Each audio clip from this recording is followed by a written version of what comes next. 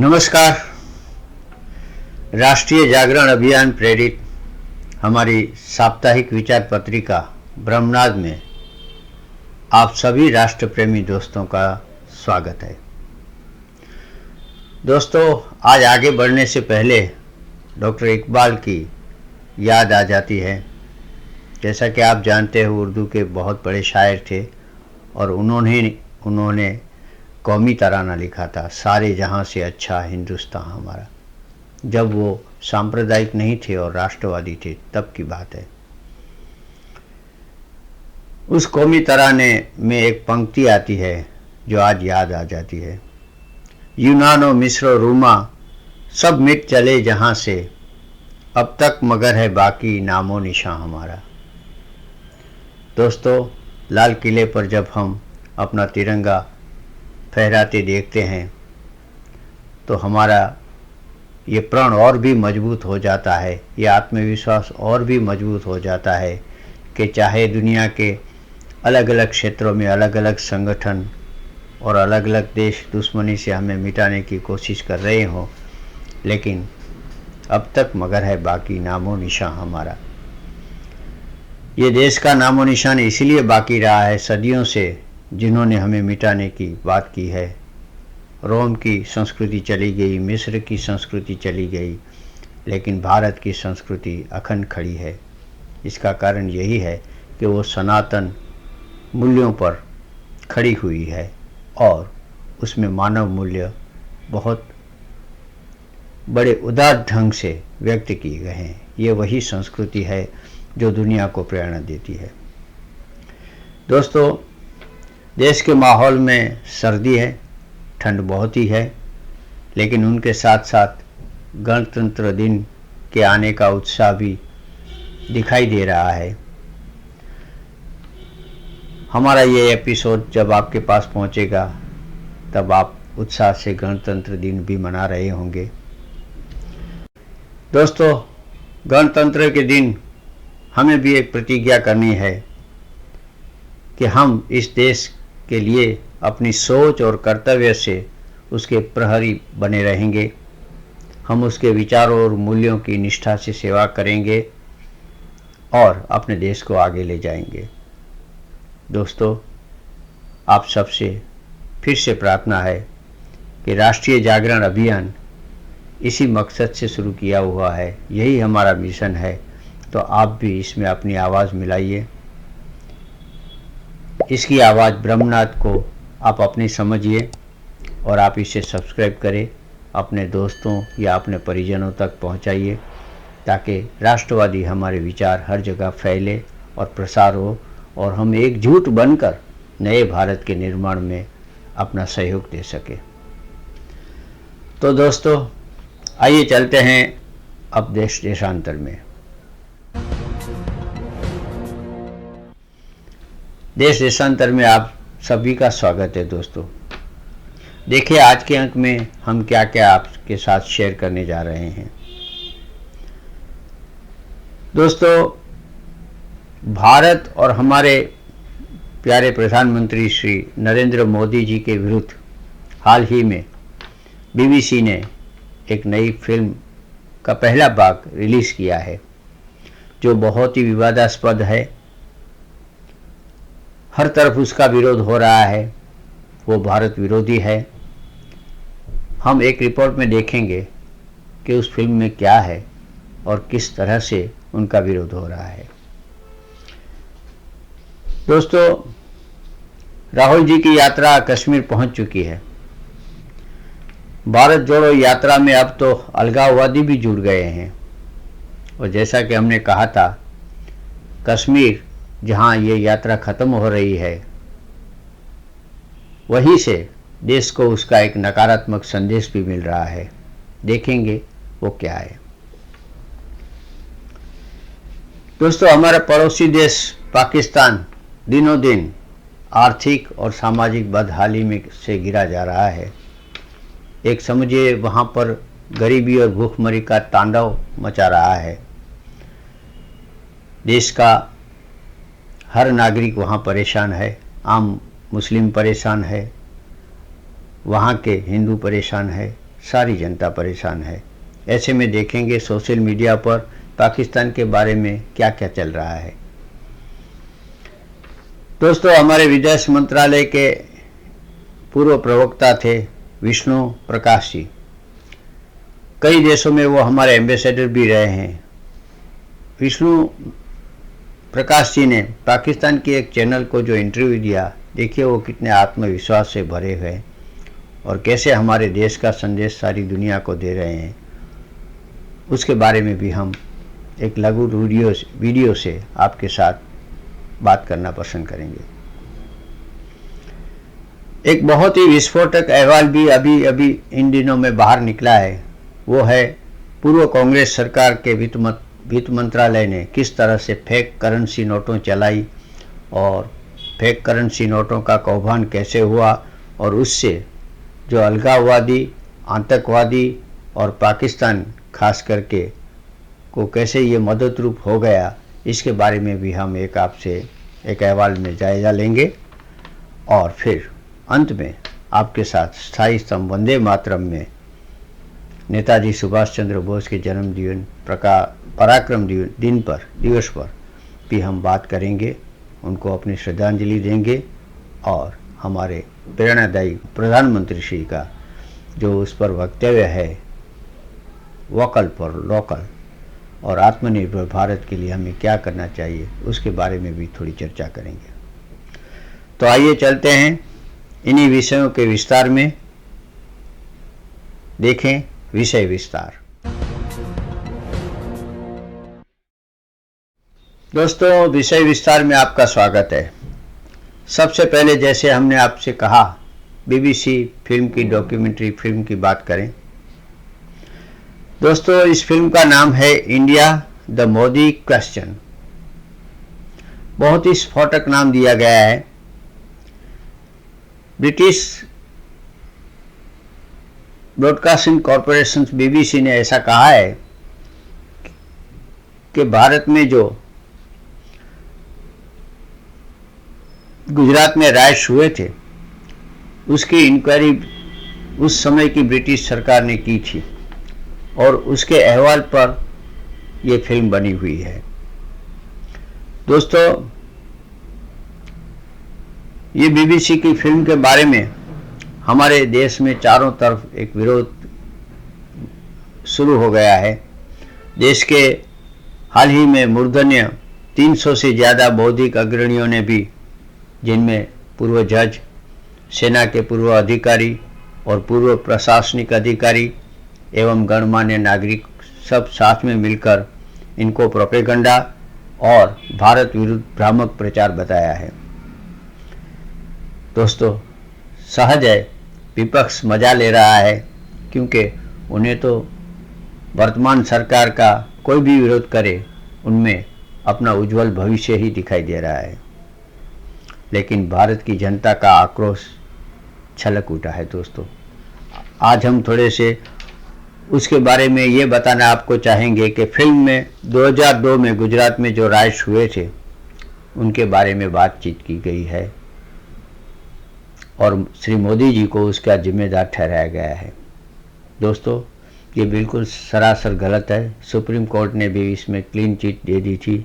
सारी इंक्वायरी भी उसमें श्री मोदी जी को निर्दोष जाहिर किया था।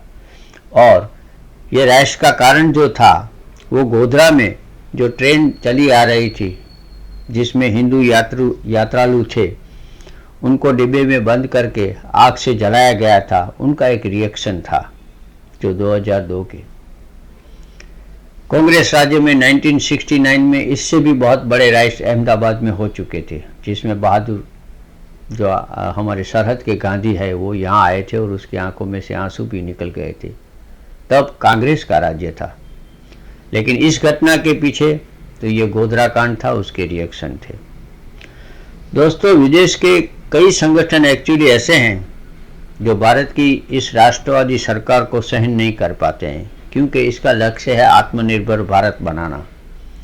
तो भारत की मार्केट और भारत में जो लूट चल रही है उनके मल्टीनेशनल कॉरपोरेशनों की, वो सब बंद हो जाएगी अगर भारत आत्मनिर्भर हो जाएगा। तो भारत में वो कठपुतली सरकार चाहते हैं जो तुष्टीकरण पर आधारित हो, जो वंशवाद पर आधारित हो और जो परिवारवाद पर आधारित हो, ताकि भारत हमेशा कमज़ोर रहे और भारत हमेशा उन देशों से पिछड़ा ही रहे।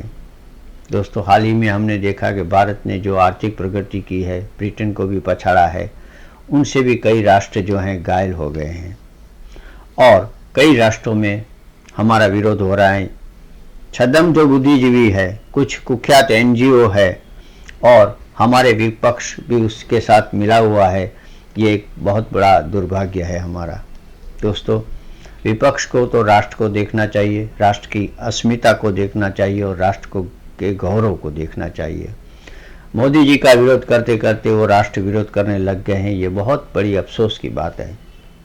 दोस्तों, यही बुद्धिजीवी हैं 1971 में जब पाकिस्तान में बांग्लादेश में कत्लेआम चलाया था, लाखों लोगों को पाक आर्मी ने मार दिया था, बंगाली के जो स्वातंत्र प्रेमी थे और जो अपने देश की स्वतंत्रता के लिए काम कर रहे थे, उन सभी को लोगों को मार डाला। वहाँ पर बहुत बड़े पैमाने में रैप किए गए और मानव मूल्यों का सदंतर भंग कर दिया गया। वैसे ही कश्मीर में जब पंडितों की हत्या हो रही थी, तब सारी दुनिया को कोई ऐसी डॉक्यूमेंट्री बनाने की सूझी नहीं। उस पर जब हमारे लोगों ने कश्मीर फाइल्स फिल्म बनाई तो उसको प्रोपेगेंडा बताया। देखिए, ये हमारा चरित्र कितना हीन है और हमारा दुगलापन कितना है कि एक सत्य को हम सत्य कहते हैं और दूसरे सत्य को हम असत्य कहते हैं। ये कैसे हो सकता है?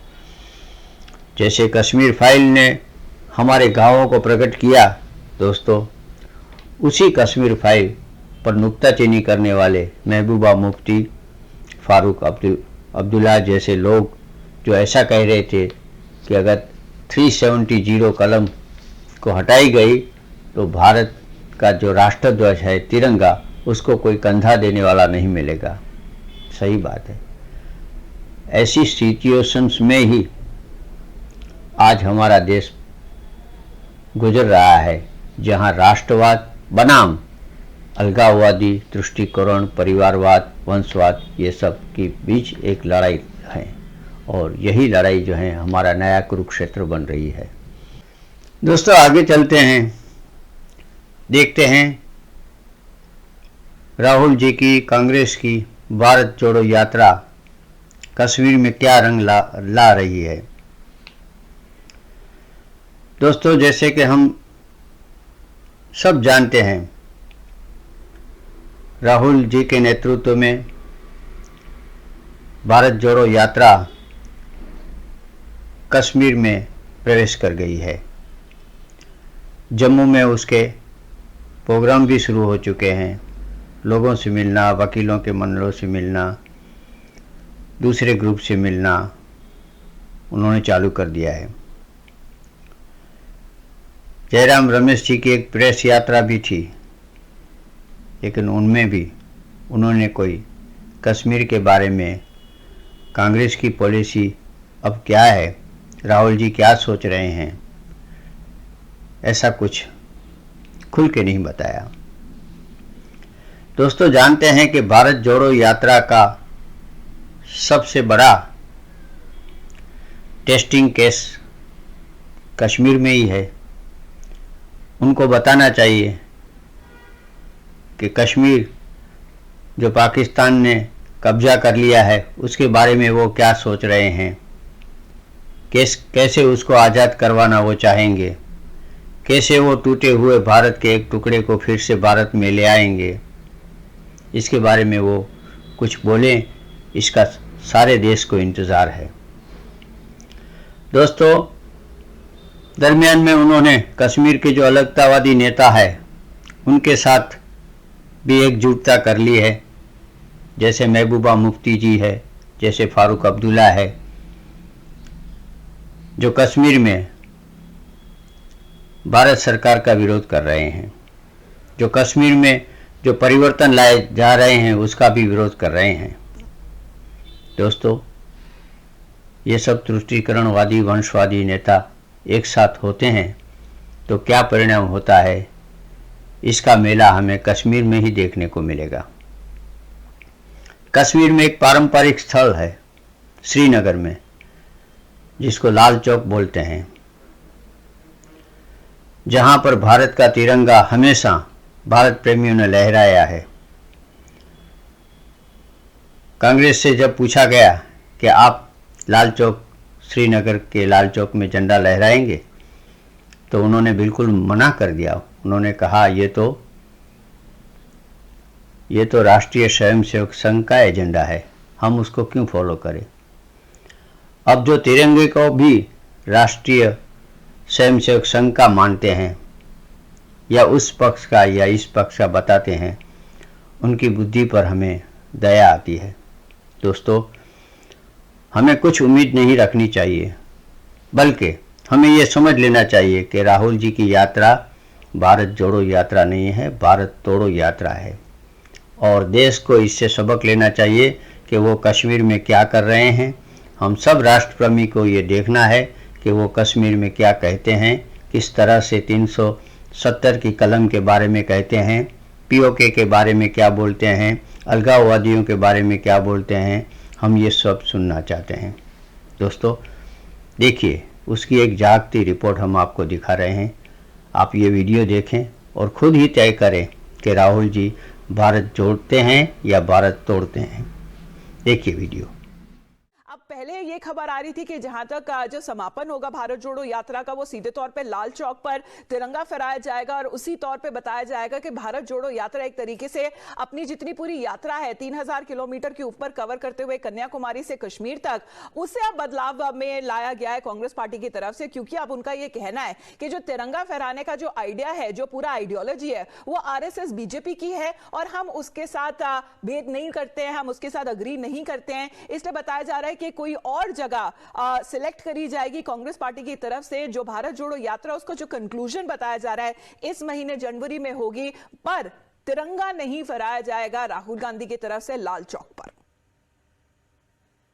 उनका प्रोग्राम क्या है? क्या लाल चौक में तिरंगा लहराना उनने आके? नहीं, लाल चौक का तिरंगा ये फंडा हमारा तो हमेशा लाल चौक में तिरंगा रहता है, क्योंकि हमारा ऑफिस ही प्रदेश कांग्रेस का लाल चौक में है।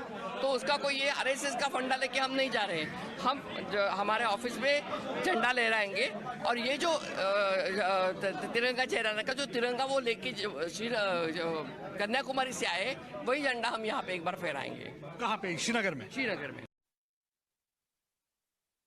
हम कांग्रेस पार्टी से पूछना चाहते हैं कि राष्ट्रीय ध्वज को फहराना कब से एजेंडा बन गया है। हमें लगता है कि अलगाववादियों का एजेंडा है राष्ट्रीय ध्वज को ना फहराना। और क्या कांग्रेस पार्टी भारत जोड़ो यात्रा में श्रीनगर के लाल चौक में राष्ट्रीय ध्वज को नहीं फहराएगी? क्या कहीं वह अलगाववादियों के एजेंडे को कामयाब तो नहीं कर रही है? आज कांग्रेस द्वारा जो बयान आया है कि राहुल गांधी लाल चौक पर झंडा नहीं चढ़ाएंगे, ये आरएसएस का एजेंडा है। शर्म आनी चाहिए राहुल गांधी और कांग्रेस को। क्या बात है, अभी तो इन्होंने प्रवेश नहीं किया और ये धर्म जाति के नाम पे जहर घोलना शुरू कर दिया इन लोगों ने। और साथ साथ में गुपकार गैंग का तो एजेंडा ही है कि पाकिस्तान को खुश करना और यहाँ के लोगों को मरवाना। हमें ऐसी यात्रा जो भारत जोड़ो नहीं भारत तोड़ो है, इसको यहाँ पर कोई भी राष्ट्रवादी व्यक्ति कभी भी स्वागत नहीं करेगा। इस पार्टी से सब जवाब मांगा तो सीधे तौर पे कह रहे कि बीजेपी आरएसएस का फंडा है। जिस तरीके से तिरंगा फहराना, अगर लाल चौक पे बात करी जाए, वो बोल रहे कि अब तिरंगा पार्टी ऑफिस में ही फहराया जाएगा। धन्यवाद आपका प्रदीप हमारे साथ जुड़ने के लिए। You are watching the morning news. Will be back after a short break. दोस्तों, जैसा कि आपने वीडियो में देखा, इस पर से स्पष्ट हो जाता है कि कांग्रेस की नीयत क्या है। यही नीयत को हमें जवाब देना है सब राष्ट्रवादियों को इकट्ठा होकर। हमारा इतना ही आपसे प्रार्थना है। दोस्तों, अब आगे चलते हैं, देखते हैं हमारे पड़ोसी देश पाकिस्तान में क्या हो रहा है। दोस्तों, आर्थिक सामाजिक तौर पर बर्बाद होते जा रहे पाकिस्तान की भी हम बात करेंगे। पाकिस्तान को अभी हाल ही में वर्ल्ड बैंक ने 1.01 बिलियन डॉलर की जो मदद दी थी, उसको अचानक एक हुक्म से स्थगित कर दिया। उसी के साथ पाकिस्तान की स्टॉक मार्केट जो हैं वो सन्नाटे में तब्दील हो गई और आज पाकिस्तान का अर्थतंत्र बिल्कुल ख़त्म हो चुका है। पाकिस्तान का अर्थतंत्र वहाँ तक ख़त्म हो चुका है कि वहाँ $1 के लिए 300 पाकिस्तानी रुपयों की मांग हो रही है और बहुत जल्द हो सकता है पाकिस्तान दिवालियापन जाहिर कर दे। दोस्तों, रोजी रोटी के लिए भी वहाँ अफरा तफरी लगी हुई है। अफसर और भ्रष्ट जो नेता हैं वो अपना सारा पैसा, जो लूट का पैसा है पाकिस्तान की गरीब आवाम से लूटा है, वो विदेश में ले जा रहे हैं और देश को वही दिवालियापन की ओर दिनों दिन वो घसीटते जा रहे हैं। बहुत ही विचित्र परिस्थिति पाकिस्तान में हो गई है। हमें सावधान भी रहना है। दूसरी ओर पाकिस्तान के ऊपर टीटीपी और अफगानिस्तान से भी झगड़ा मोड़ लिया है। इसी के कारण भी पाकिस्तान की आंतरिक स्थिति डावाडोल हो चुकी है। दोस्तों, देखेंगे उसके बारे में एक वीडियो।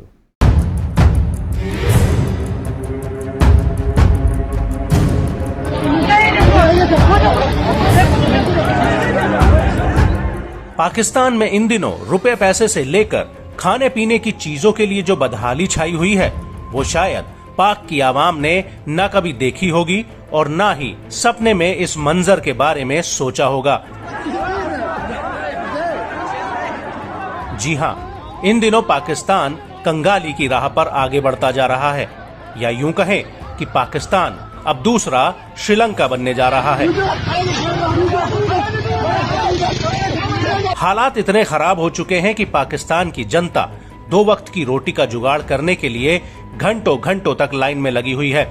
लेकिन इसके बावजूद ये गारंटी नहीं है कि रोटियां बनाने के लिए लोगों को सब्सिडी वाला आटा मिलेगा या नहीं।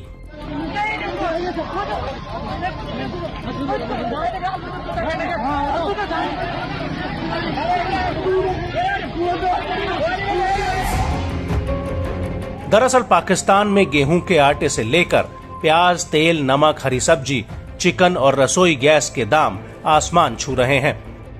पाकिस्तान में प्याज 220 रुपए किलो, आटा 160 रुपए किलो, सरसों का तेल 533 रुपए लीटर, दूध 150 रुपए लीटर, रसोई गैस सिलेंडर 1000 रुपए का मिल रहा है।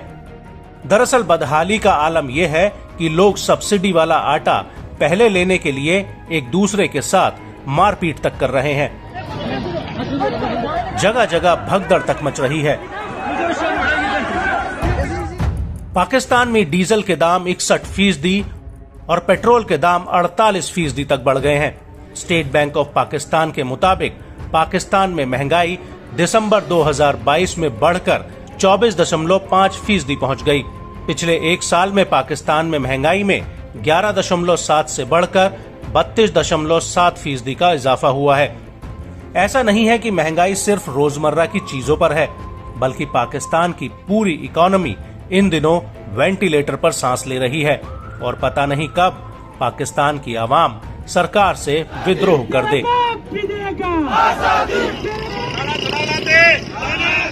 दरअसल पाक का विदेशी मुद्रा भंडार भी कम हो रहा है। पिछले एक साल में पाक का विदेशी मुद्रा भंडार आधा हो गया। दरअसल 2021 में पाकिस्तान का विदेशी मुद्रा भंडार 23.9 अरब डॉलर था, जो दिसंबर 2022 में घटकर 11 अरब डॉलर तक रह गया। और पाकिस्तान अपनी आवाम का पेट भरने के लिए लगातार कर्ज पे कर्ज लिए जा रहा है। एक रिपोर्ट के मुताबिक अब पाकिस्तान पर कर्जा उसकी जीडीपी का 77.8% तक पहुंच गया है। इसके अलावा पाकिस्तान की करेंसी भी ऑक्सीजन से सांस ले रही है। दरअसल मौजूदा समय में $1 पाकिस्तान के 224 रुपए के बराबर है। हालांकि पाकिस्तान में ये हालात अचानक नहीं बन गए, बल्कि इसकी बुनियाद काफी पहले से तैयार हो रही थी।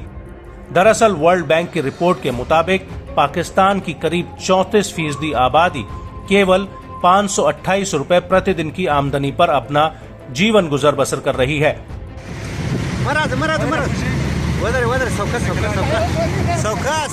एक मीडिया रिपोर्ट के मुताबिक मार्च 2022 तक पाकिस्तान पर कुल कर्ज करीब 43 लाख करोड़ रुपए हो चुका था। बताया जा रहा है इमरान खान के कार्यकाल में सबसे ज्यादा पाकिस्तान ने कर्ज लिया। इमरान खान ने अपनी 3 साल की सरकार के दौरान 1400 करोड़ रुपए का कर्ज ले डाला।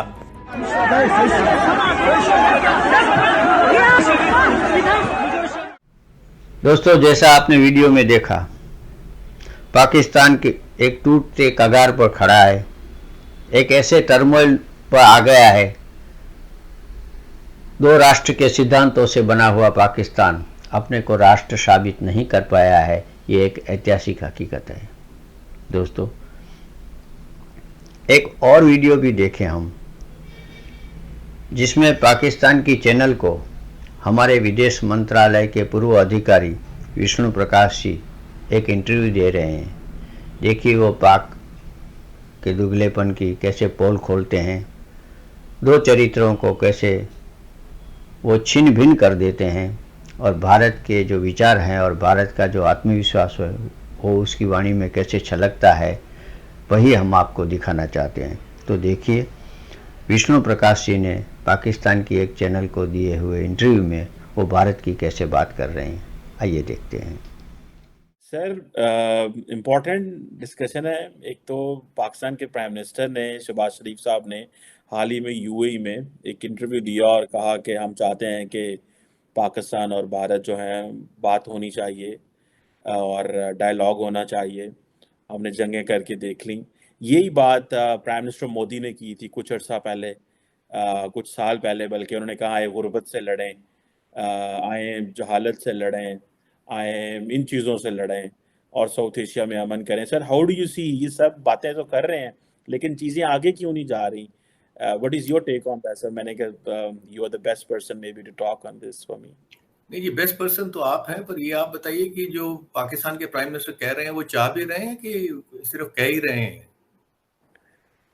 Sir, obviously he is a prime minister, so whatever he is saying वो कह रहे हैं और वो अकेले की बात नहीं कर रहे। क्या कहा है शहबाज शरीफ साहब ने, क्या कहा है बताइए। मैं बताऊं अपने जुबान में क्या कहा है उन्होंने? जी सर। उन्होंने बहुत खूब कहा है कि देखिए, हम शांति चाहते हैं, सिंसियरली बात करना चाहते हैं, ठीक, कि हम पड़ोसी मुल्क हैं, ज्योग्राफी ने हमको इकट्ठा किया है, चाहे ना चाहे फिर भी हमको इकट्ठे रहना है, ठीक, कि हम न्यूक्लियर पावर्स हैं और हमने लड़ाई करके देख ली पर कोई फायदा नहीं है और अमन ही चाहिए।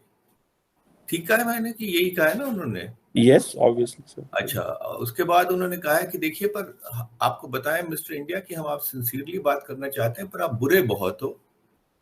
आप कश्मीर में बड़ी खुराफात कर रहे हो, आप माइनॉरिटीज के साथ बड़े जुल्म कर रहे हो, आप बहुत बुरे आदमी हो, फिर भी हम आपसे बात करना चाहते हैं।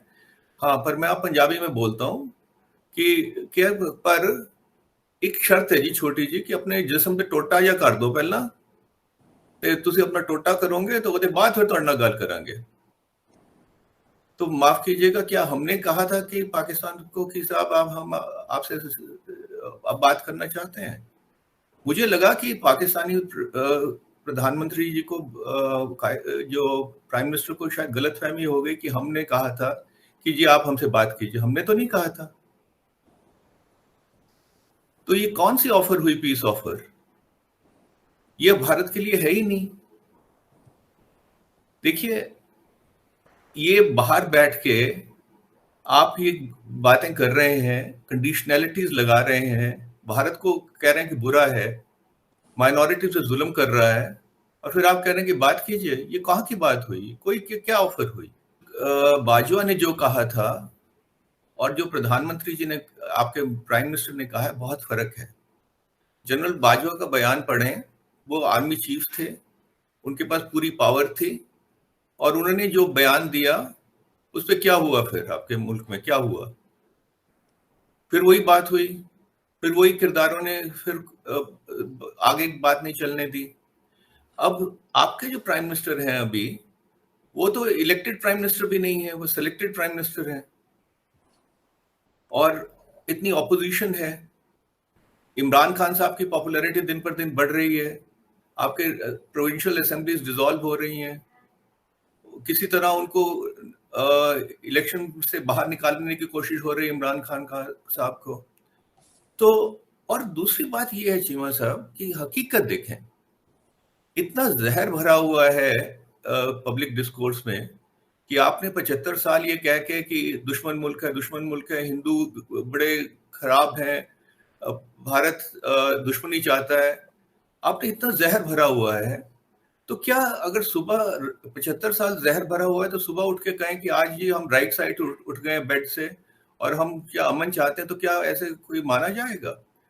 देखिए, मैं हकीकत बताऊं आपको, सबसे पहले तो ये है कि आपको देश के अंदर, अपने मुल्क के अंदर कंसेंसस बिल्ड करना पड़ेगा। आपको बातचीत शुरू करनी पड़ेगी अपने मुल्क में कि क्या किया जाए हिंदुस्तान के साथ, और ये एकदम से कुछ नहीं होने वाला, ये बहुत धीरे धीरे चेंज होगा, पर चेंज आपको करना है, हमको नहीं करना है। हमने तो 60 साल कोशिश करके देख ली, 70 साल कोशिश करके देख ली। हमने जब भी कोशिश की, तो आपको पता है कि आप तो बड़े पॉलिटिकल एनालिस्ट हो, आपको ऑब्जर्वर हो, बड़े कीन ऑब्जर्वर, कि क्या हुआ। कभी कारगिल हुआ, कभी मुंबई हुआ, कभी पार्लियामेंट हुआ, कभी पठानकोट हुआ, हमने तो सब कुछ करके देख लिया। आपके मुल्क में आपके जो लीडरान हैं, आपके जो जिहादी तंजीम्स हैं, वही जिहाद में लगे हुए हैं। तो अब आपको डिसीजन देना है, कोई बाहर वाला देश आपको मदद नहीं करेगा। दोस्तों, जैसा कि आपने वीडियो में देखा, विष्णु प्रकाश जी ने जैसे हम सब के आत्मा की बात कही थी, यही भारत है और यही भारत का जोश रहना चाहिए, यही वलवला रहना चाहिए। दोस्तों, आखिर में हम आपसे बात करेंगे, कांग्रेस के शासन दरमियान वित्त मंत्रालय, जब वित्त मंत्री श्री पी चिदम्बरम जी थे, जो बहुत ही होशियार माने जाते हैं, अब कितने राष्ट्रभक्त हैं वो इस बात से खुल जाएगा कि वो राष्ट्रभक्त है या कोई कुटिल विचारक है। दोस्तों, एक विस्फोटक अहवाल बाहर आया है। विस्फोटक अहवाल में यह है कि जब पी चिदम्बरम वित्त मंत्री थे, तब वित्त मंत्रालय से जो करेंसी नोटों को छपवाने के लिए जिस कंपनी को एक करार किया गया था, एग्रीमेंट किया गया था, और वो करेंसी फेक नोट जो छपी गई, वो सारे आतंकवादियों के पास पहुंची गई, पाकिस्तान को दी गई, और भारत में उनका उस पैसे से आतंकवाद का इस्तेमाल हुआ। पीएफआई जैसी संस्थाएं बढ़ी और दूसरे अलगाववादियों के पास भी पैसे आ गए, कश्मीर में भी आए गए। तभी वो पत्थरबाजी करने लगे और हर एक पत्थरबाज को 500 रुपये मिलने लगा। दोस्तों, देखिए एक वीडियो, उस पर जो विस्फोटक बात कर रहा है वो हम आपने दिखा जाए। देखिए वीडियो। अब बाद में निकला, जब सीबीआई ने ये सब जांच की तो बात निकला कि जब ये ऑर्डर साइन किया गया था, तब ये पेटेंट इनके पास नहीं था। पेटेंट इश्यू हुआ 2011 में भारत में, लेकिन डील साइन किया गया 2005 में। तो ये कैसा ये कॉन्ट्रवेंशन हुआ, ये एक प्रोब भी चल रहा है। अब उसके बाद देखिए 2008 या 9 के आसपास अरविंद मायाराम को additional secretary rural development ministry में बनाया गया। अब उनको 2 पोस्ट मिले एक ही टाइम पर। वो उस समय वो he was still the managing director of SPMCI। अब बात यही था कि अशोक चावला वहां से आकर प्रमोट होकर वो बन गए थे फाइनेंस सेक्रेटरी। तो without getting his minister Chidambaram signature वो कैसे कर सकते हैं? Because that is what Chidambaram is saying. वो कह रहे हैं कि मेरे जाने बिना इन्होंने ये काम किया है। अब 2-3 दिन में ये होने वाला है। सीबीआई अरविंद मायाराम को अपने पास क्वेश्चनिंग के लिए ले आने वाली है, और ये माना जाता है कि trail would lead to doctor KP Krishnan और देन उसके बाद पी चिदम्बरम। क्यों मैं केपी कृष्णन का नाम ले रहा हूं? तो जो भी फाइनेंस मिनिस्ट्री में रहते थे, तो वो कहते हैं कि केपी कृष्णन हर दिन 1 घंटा कम से कम पीसी के साथ बात करते थे, हर दिन। वो at that point he was only a joint secretary. आप बोलिए सर जी, क्या जॉइंट सेक्रेटरी को मिनिस्टर के पास 1 घंटे का टाइम मिलता है रोज रोज? डिपेंड्स कितना इम्पोर्टेंट जॉइंट सेक्रेटरी है उसके। खैर, तो अब जब हम एनएससी का जो मैंने लिखा है सी कंपनी, इसमें it was very evident looking at the way things, जिस तरह से एनएससी के जो कार्य जब हुए, तो वहां पर KP Krishnan was the one sitting, वो अपने ऑफिस में बैठकर सब चला देते, तुम इसको तुम ये करो, तुम वो करो, अक्रॉस डिफरेंट मिनिस्ट्रीज। जब तक Chidambaram was in an important position, that is जब तक यूपीए था, तो इनको बिल्कुल लोग इनकी बात को अब they were just taking it like Ved vakya, and they were doing what he was asking them to do. तो ये सी कंपनी का अलग किताब है, आप लोग पढ़ सकते हैं, ये भी अमेजोन में उपलब्ध है, सी कंपनी। एंड उसमें मैंने बहुत डिटेल से लिखा है कि किसने क्या क्या रोल किया था जब एनएससी को दबाया, एनएससी को उठाया गया और एनएससीएल और जिग्नेशा के ग्रुप को दबाया गया किस तरह से। और इसमें मामला और भी थोड़ा इंटरेस्टिंग बन रहा है। करीब करीब 2010 के आसपास डेलारो ने एक स्टेटमेंट दिया कि देखिए, हमने जो आपको पेपर सप्लाई किया है वो थोड़े महीनों के लिए, उसमें हमारी क्वालिटी चेकिंग ठीक से नहीं थी, तो आपको डिफेक्टिव करेंसी पेपर दिया गया। अब बात ये निकलती है कि ठीक है, वो तो डिफेक्टिव पेपर दे दिए, लेकिन प्रोटोकॉल ये था कि एक सीनियर ऑफिसर आरबीआई से और एक और senior officer department of economic affairs of finance ministry, ये दो पीरियोडिकली विजिट करते थे ये डेलारो के प्रिंटिंग यूनिट को, जो कि हैम्पशायर में बसी है, हैम्पशायर इंग्लैंड। तो वहां पर ये जाते थे, तो इन्होंने कैसे पकड़ा नहीं। और क्या होता है ना, जब ये पेपर आ जाता है तो वो प्रिंटिंग को चला जाता है, तो आप प्रिंट कर लेते हैं। अब वो इस तरह की एक डिफेक्टिव पेपर के साथ अगर प्रिंट हो जाती है नोट, तो फिर आप कैसे वापस लेंगे, वो किस तरह से आप पहचानेंगे कौन सा जाली है कौन सा जाली नहीं है। तो मेरा ये मानना है कि यहां पर भी कुछ प्रॉब्लम हुआ। तो अब क्या हुआ उसके बाद, उसका फल क्या हुआ, उसका फलस्वरूप क्या हुआ, ये कि आप जब नोटों की चेकिंग करते हैं ना, कुछ जो भी मशीन जो बैंक्स को दी जाती है कि आप इस मशीन के द्वारा आप चेक कर सकते हैं क्या ये असली नोट है या जाली नोट है, इसके जो चेकिंग स्टैंडर्ड्स थे उसको उतारना पड़ा, क्योंकि आपने तो जानबूझकर ये हो गया काम। तो ये प्रश्न उठता है कि क्या कर रहे थे आरबीआई के ऑफिसर और डीई के अदर ऑफिसर जो जाकर वहां पर चेक करना था इनको। तो ये एफआईआर में ये नाम तो नहीं आया है, लेकिन ये स्पेसिफिकली कर रहे हैं कि officers of DEA and officers of RBI. तो अभी नाम नहीं आया है, लेकिन ना अभी इंटेंट तो दिखाया गया है सीबीआई के एफआईआर में। तो अब एक और प्रश्न उठता है, क्या एक डेलारो की राइवल कंपनी ये बात जानी और क्या वो एक्सपोज करने वाले थे, और उनके करने से पहले डेलारो ने खुद बोल दिया कि हाँ मेरे पास गलती हो गया। दोस्तों, जैसा कि आपने वीडियो देखा, चीन, पाकिस्तान, पश्चिम के कई एनजीओ, कई ऐसे राष्ट्र, कई ऐसे हमारे विपक्ष के लोग जो चाहते हैं कि आतंकवादी संगठन भारत में बेरोक चले, उनके साथ रहे और वो मिलजुल कर भारत को लूटते रहे, भारत में उसकी डेमोग्राफी बदलने की चाल चले, ये सारी बातों से हमें सावधान रहना है। दोस्तों, हमारा विश्वास हमें कायम रखना है। हमें एक ऐसी राष्ट्रवादी सोच के साथ चलना है जो राष्ट्र को आगे ले जाए, एकजुट रख सके और अलगाववादी, आतंकवादी और कट्टरवादियों से हमारी रक्षा कर सके।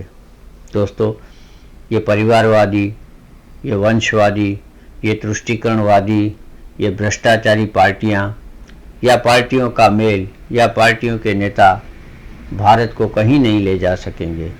अतः आपसे हमारी प्रार्थना है कि आप राष्ट्रवादी तत्वों के साथ हम जुड़े रहें। हम भी एक ऐसा संगठन खड़ा करें, राष्ट्रीय जागरण अभियान जैसा, जो राष्ट्र की सेवा में कार्यरत हो। दोस्तों, फिर से इकबाल की वही कौमी तराने की एक पंक्ति याद आ जाती है कि कुछ बात है कि हस्ती मिटती नहीं हमारी, सदियों रहा है दुश्मन दौरे जहां हमारा। दोस्तों,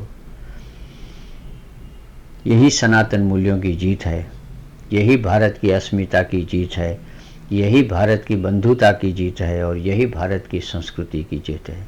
हम इस ज्योत को जलाए रखें, हम ये आत्मविश्वास के साथ चलते रहें एक साथ। और फिर से हमारी प्रार्थना है कि आप भी हमारे साथ जुड़िए।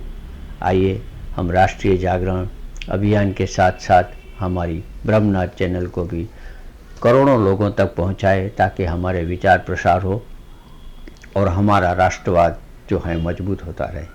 तो दोस्तों, आज विचार विस्तार में इतना ही। आगे चलते हैं, देखते हैं हमारा स्थायी स्तंभ वंदे मातरम। दोस्तों, वंदे मातरम में आपका स्वागत है। दोस्तों, 23 जनवरी 1897 नेताजी सुभाष चंद्र बोस का जन्मदिन है। जैसा कि हम सब जानते हैं, हमारी सरकार ने उस दिन को पराक्रम दिवस के तौर पर मनाने का निश्चय किया है। दोस्तों, नेताजी सुभाष चंद्र बोस की स्मृति हमारे हर एक राष्ट्र प्रेमी के दिल में है और हमेशा रहेगी। जब तक भारत रहेगा, सुभाष चंद्र बोस का नाम हमेशा तिरंगे के साथ फहराता रहेगा। दोस्तों, ब्रह्मनाथ की ओर से इस जन्म जयंती के दिन पर, इस पराक्रम दिवस पर नेताजी सुभाष चंद्र बोस की स्मृति को शत शत नमस्कार और प्रणाम।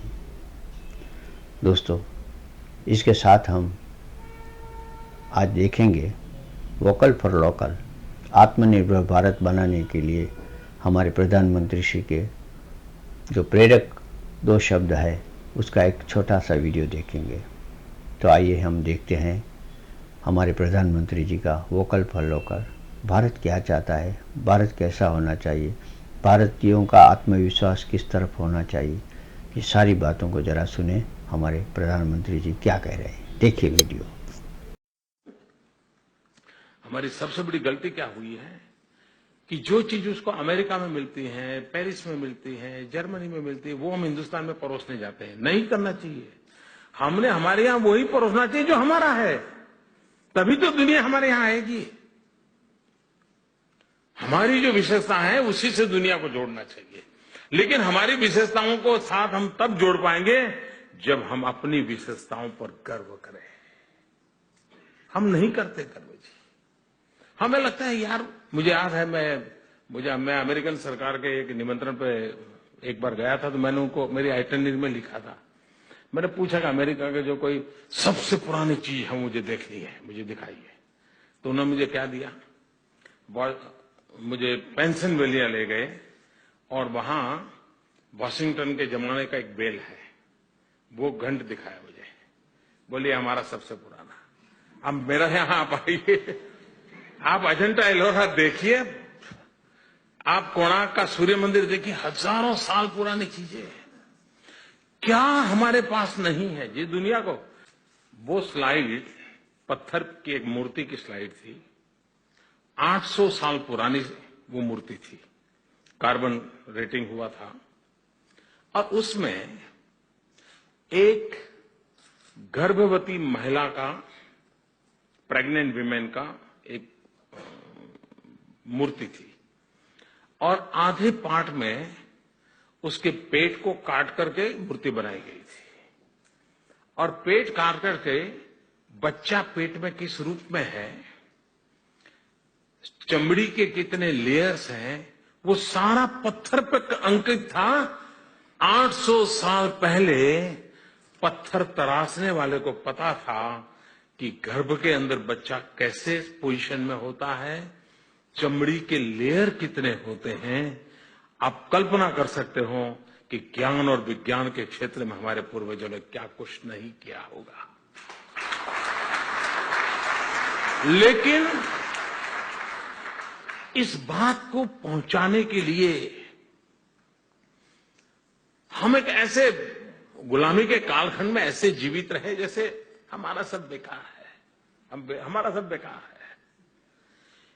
जब तक हम ये मानसिकता नहीं बदलेंगे, हम हमारे टूरिज्म को बढ़ावा नहीं दे सकते। हमारे पास है, उसके प्रति हमारा गर्व होना चाहिए, अभिमान होना चाहिए। एक बार ये होगा तो फिर चीजें चलेगी। अब आप देखिए, मैं गुजरात का हूं इसलिए मुझे वहां का बात याद आना स्वाभाविक है। लोथल अहमदाबाद से 80 किलोमीटर दूर एक जगह है लोथल। आपने शायद पढ़ा होगा, याद होगा थोड़ा बहुत। कभी आज जाकर के गुरु को पूछ लीजिए, वो बता देगा। 5000 साल पुराना पोर्ट, 5000 साल, और आर्कियोलॉजी एक्सकेवेशन हुआ, सारी चीजें निकली। और वो कहते हैं कि 84 कंट्रीज उसके झंडे वहां लहराते थे। मतलब 84 कंट्रीज के साथ 5000 साल पहले उसका व्यापार था। और दूसरी विशेषता देखिए कि नालंदा, तक्षशिला यूनिवर्सिटी की हम चर्चा करते हैं, उसी कालखंड में एक बल्लभी यूनिवर्सिटी की चर्चा होती है इतिहास में। वो बल्लभी यूनिवर्सिटी ये लोथल से 50 किलोमीटर दूरी पर थी। तात्पर्य यह था कि उस समय हमारे पूर्वजों को पता था कि विश्व के बच्चों को पढ़ने लिखने के लिए आना है तो एक पोर्ट चाहिए, लोथल पोर्ट के नजदीक में ही यूनिवर्सिटी चाहिए, और अनेक देशों के बच्चे वहां पढ़ते थे। ये सारी बातें जब आप भी सुनते हैं, आपको भी सीना तन जाता होगा, वाह, मैं उस देश का रहने वाला हूं। ये जो गर्व की अनुभूति होती है, वो हमारे सर्विस सेक्टर में बल दे सकती है। और ये काम हिंदुस्तान का नागरिक जितना करेगा, उससे ज्यादा हिंदुस्तान से बाहर गया हुआ करेगा। लेकिन बाहर जाने के बाद, छोड़ो यार, ये तो देश ही है, हम ही अपनी मजाक उड़ाएंगे, तो फिर अपने देश का गर्व कभी बढ़ता नहीं। दोस्तों, इस वीडियो के बाद हमें और कुछ नहीं कहना है। हमें सिर्फ आपको इतना ही कहना, संदेश देना है कि आइए हम सब साथ मिलकर अपने राष्ट्र के पुनर्निर्माण में अपना अपना सहयोग दें, एकजुट हो जाए, राष्ट्रीय जागरण अभियान के साथ मिल जाएं और ब्रह्मनाथ को आगे बढ़ाएं। दोस्तों, आज तो इतना ही। फिर से नए अंक में कुछ नए विचार, कुछ नई सोच के साथ हम आपसे मिलेंगे। तब तक हम आपसे आज्ञा ले रहे हैं। धन्यवाद। जय हिंद।